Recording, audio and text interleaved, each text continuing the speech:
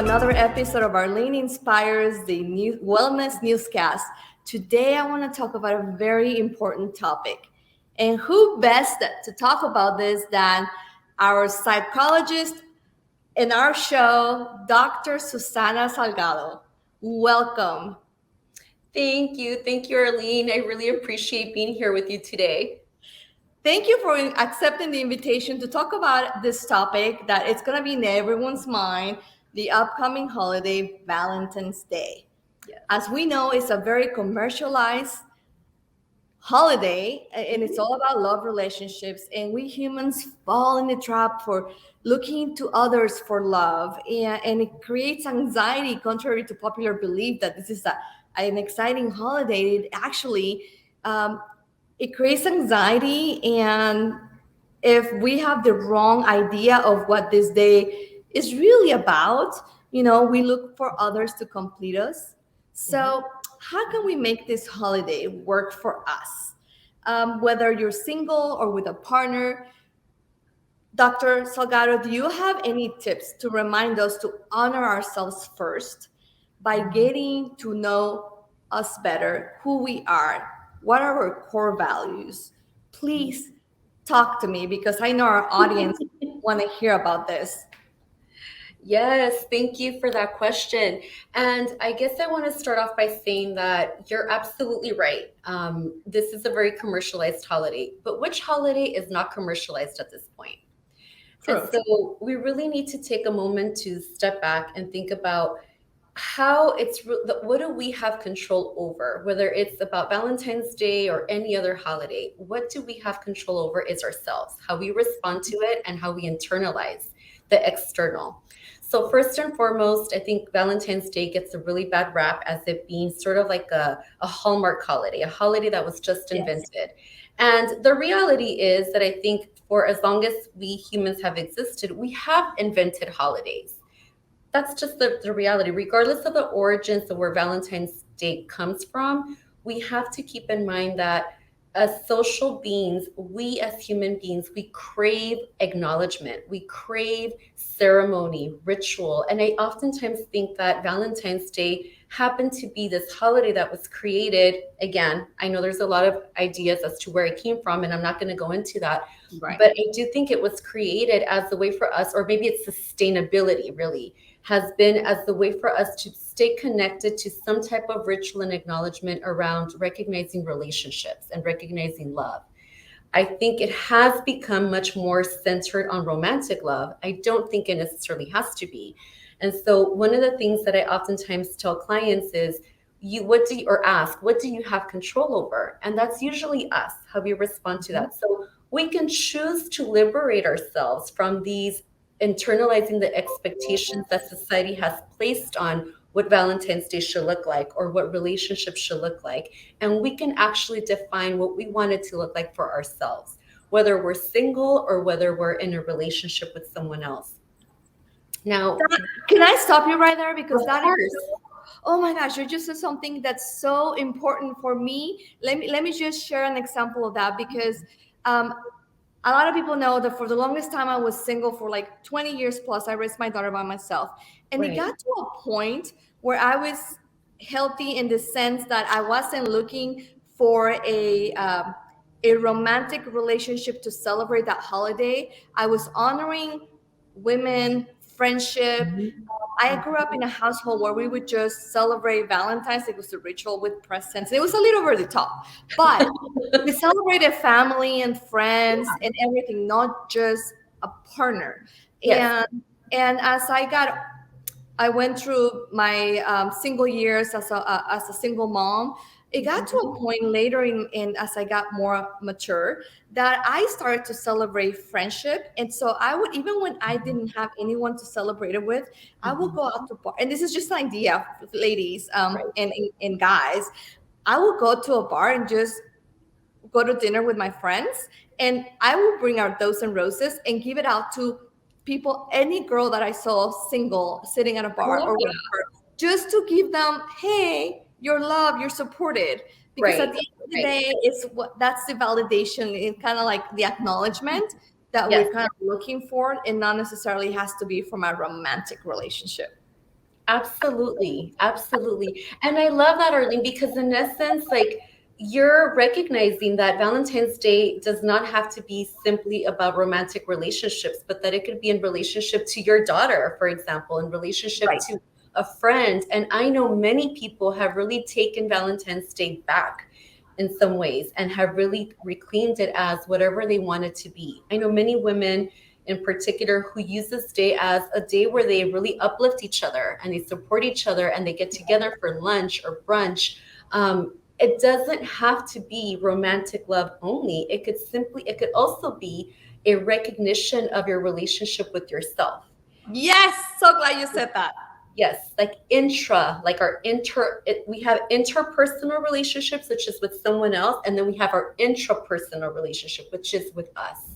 Um, and one of the things that I think we oftentimes forget is that before we can truly, and let me take that back. I don't mean before we can truly, but in order for us to truly engage in relationships well with other people, it's also important for us to work on our relationship with ourselves. That doesn't mean we have to have it all figured out first before we're in a relationship with someone else. However, it does mean that we want to work on that. And sometimes we don't stop to think about how are we relating to ourselves.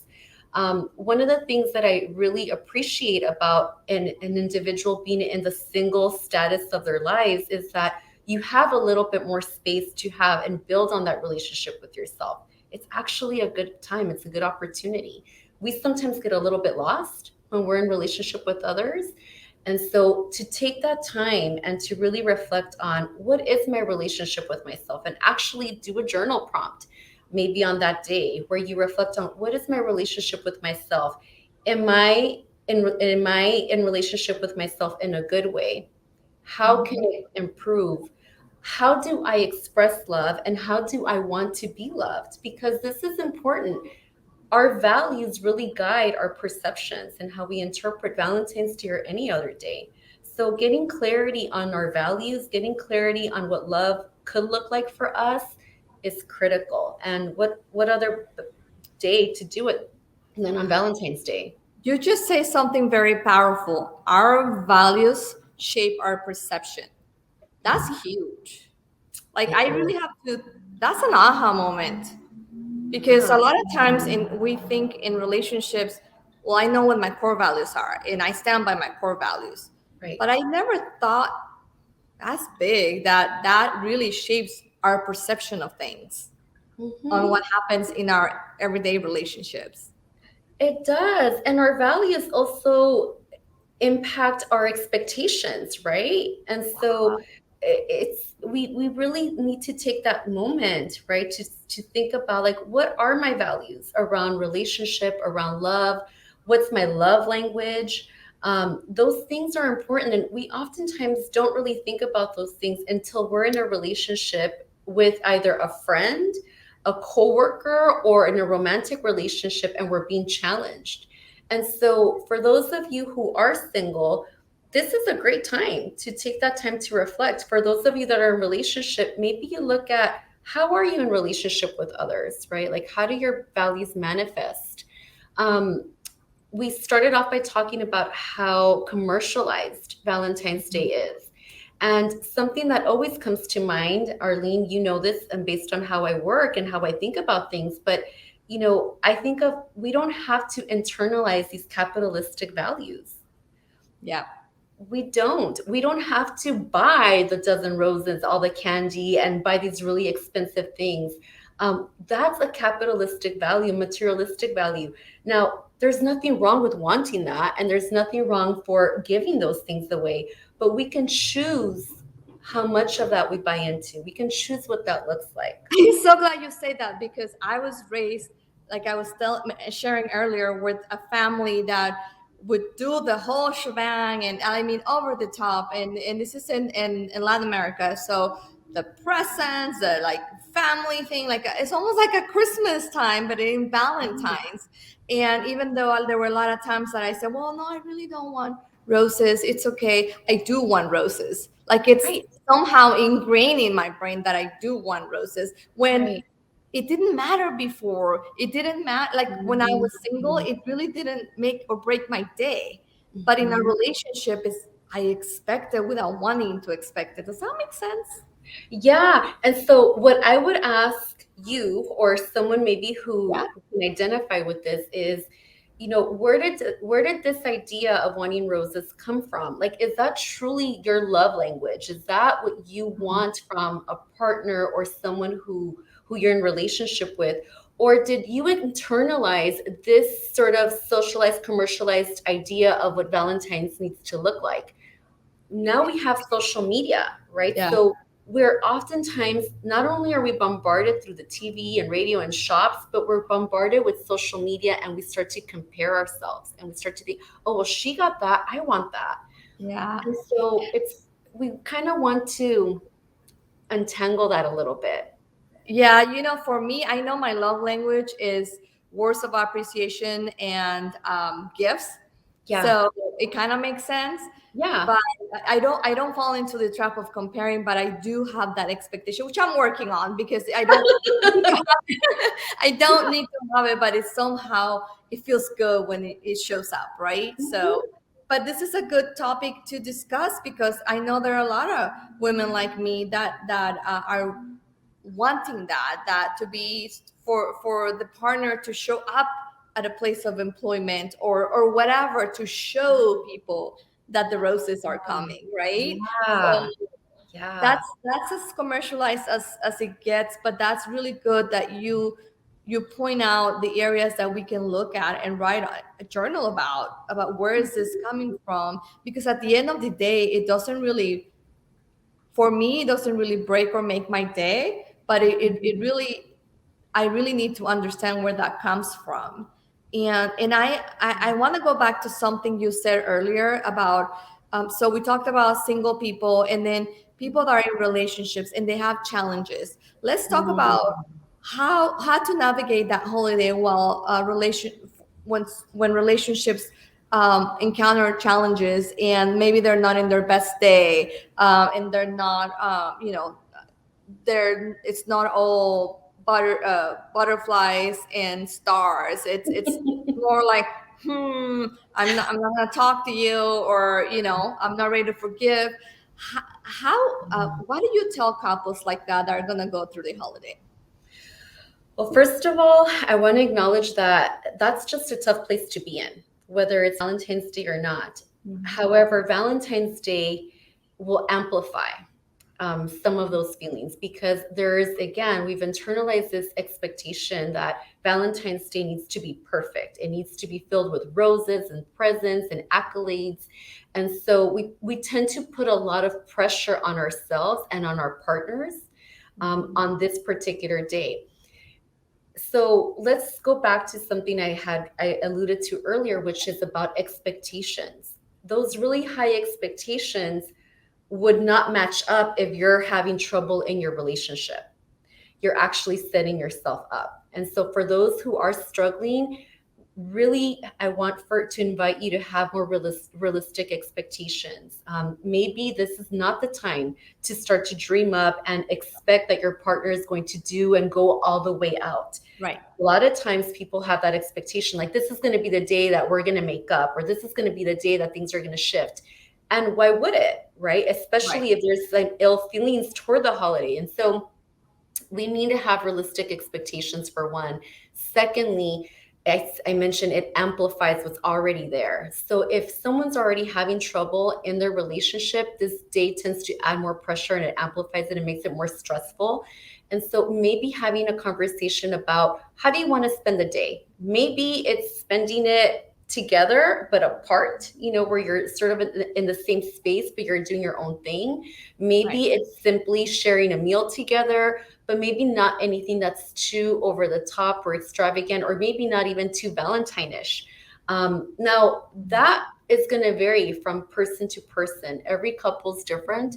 But I think a conversation is warranted, because there might be expectations that one partner has, and this other partner might have a completely different expectation for this day.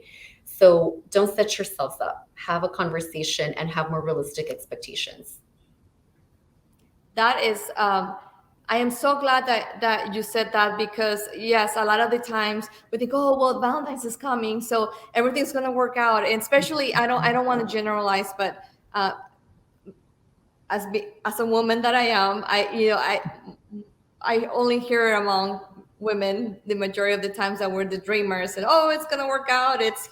He's gonna turn around, and it's one of those times where we can be kind to ourselves. We can be loving and compassionate. Maybe this is a time to reflect, a time to, like you said, journal, a time to not have those expectations, and maybe look within to see how you can be compassionate to yourself, maybe forgive yourself depending on what's going on, and just get to that place where you can honor yourself. So regardless of what happens outside of you, like you said earlier, you can only control yourself, right? Whatever reaction. Absolutely. So I would say, to your point, just focus on what you can do, what you can control, and be open to the possibility that your partner may want to come in the picture, but if he doesn't, or maybe just wants to do lunch or whatever, it's okay. And just Absolutely. journal and look inward to see what are the areas that you can honor yourself, forgive yourself, or like expand, observe yourself to find that those areas where, to remind you of your values if you haven't done that work already. Because we talked about, if you're single, do it now before you're in a Mhm. relationship. But if you're already in the relationship and you're not clear of what your values are, and Mhm. she and Dr. Salgado just gave us the what blew my mind. It was, our values shape our perception and expectations. So this is the time, if you haven't done that work, to do this work. I think this is a beautiful time ahead of the holiday, when people are going to start watching this, Mhm. to start journaling, start Mhm. doing a little investigating, exploratory work on what Mhm. works for you, right? Yeah. And I really don't think that I think we take for granted, honestly, that we can engage in self-care, we can engage in retrospective and also introspective work on a consistent basis. We don't need a holiday. It just so happens that, like I said, I think holidays are opportunities that it sort of forces us to look at a one thing, right? It's an acknowledgement. And so remember that this is really a time for us to also go within and really kind of think about, like, what is my relationship with myself. um, I think this is also a really beautiful time to maybe think about, how can I indulge, how can I do something for myself on this special day. So my spouse laughs because he gives me gifts, but I always give myself a little gift, and I don't care if it's something really small. Like, I give myself a little gift sometimes on Christmas or sometimes on Valentine's Day, because I want to give something to myself. I want to acknowledge me and my relationship with me. And I think that's important.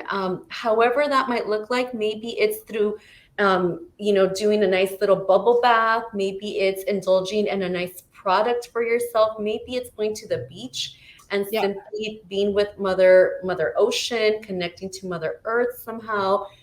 However that might be, connecting with yourself is critical. I love that you said that it doesn't have to be buying yourself something or going to the spa, or, it can be something as minor as going outside to the beach, or just being in nature, or just saying no to someone, or an event, and just be with you, giving the gift of you to you, to be Yes. able to indulge in something that you truly want to do, right? Yes. Absolutely. Absolutely. I love it. So, I mean, I am so thankful that you are here with me to talk about this, because there's a lot of anxiety in the world right now between COVID, all things shutting down and starting back up and closing back down, and you know, whenever we can talk about ways to shift something, a perception, an expectation, to learn to forgive, I love having these conversations with you, because my hope here is that we can put the spotlight on healing, and the spotlight and in self love, because it's so important to not look for someone else to complete us. We have to be able to do that for ourselves. Yes. We are born whole. We are not born incomplete. And I think reminding ourselves that we are born whole. And for those of us that are part of collectivistic cultures and cultures that, like a lot of BIPOC communities, I think we sometimes forget that we are born whole and we are part of a community, part of a collective. We don't necessarily need to complete anyone, nor is anyone obligated to complete us. We are whole already, and just kind of reminding ourselves of that message. And the knowing that we're supported and that we're so loved is just as powerful as remembering that we are whole. I Absolutely. love this. Susana, oh my gosh, Dr. Salgado, thank you so much for being here today. Thank you. Is there anything else you want to tell our viewers? No, I think we covered a lot. Thank you so much for having me again. I love being a part of your show. And I absolutely love that you're bringing attention and awareness to all of these topics that can be so anxiety provoking, and yet they're opportunities, right? They're opportunities for growth and healing. So thank you. 100% opportunities for growth and healing. That's how we're closing this show. Until next time, thank Thank you. you.